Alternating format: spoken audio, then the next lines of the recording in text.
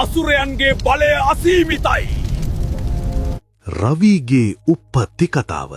අතීතයේ එක්තරා යුගයක බලයෙන් මත් වූ අසුරයන් විසින් දිව්‍ය ලෝකය ආක්‍රමණය කරනු ලැබුවා. දිව්‍යයන්ගේ රජු වූ ඉන්ද්‍ර ඇතුළු සියලු දිවිවරුන් අසුරයන් ඉදිරියේ අන්ත පරාජයකට පත් වුණා. අපගේ ශක්තිය හීන වී ගොස් ඇත. අසුරයන්ගේ බලය අසීමිතයි.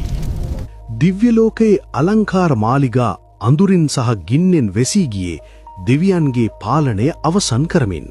දෙවිවරුන්ගේ මව වූ අදිති දේවිය තම දරුවන්ටත් වූ මේ ඛේදනීය ඉරණම බලා සිටියේ දැඩි කම්පනයකින්. අහෝ මගේ දරුවන්ට මේ අත් වූ ඉරණම කුමක්ද? දිව්‍ය ලෝකයට අඳුර උදා වී තිබෙනවා. තම දරුවන්ගේ දුක දරාගත නොහැකි වූ ඇය විසඳුම පතා තම ස්වාමියා වූ කශ්‍යප ඍෂිවරයා වෙත ගියාය. ස්වාමීනි, අසුරයන් මගේ දරුවන්ගේ සියලු බලතල උදුරාගෙන අපි දැන් කුමක්ද කරන්නේ? අදිති, ශෝක නොවන්න. මහා ප්‍රඥයෙකු වූ කශ්‍යප ඍෂිවරයා ඇයව සංසුන් කළේය.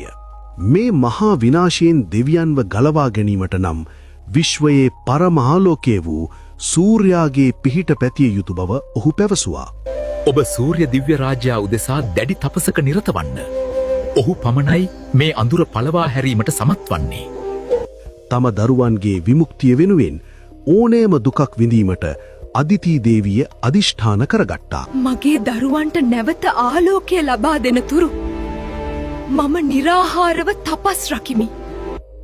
ඇය කටුක හිමාලය කඳුකරයට ගොස් සියලු සැප සම්පත් අතහැර දැඩි භාවනාවක නිරත වීමට පටන් ගත්තා.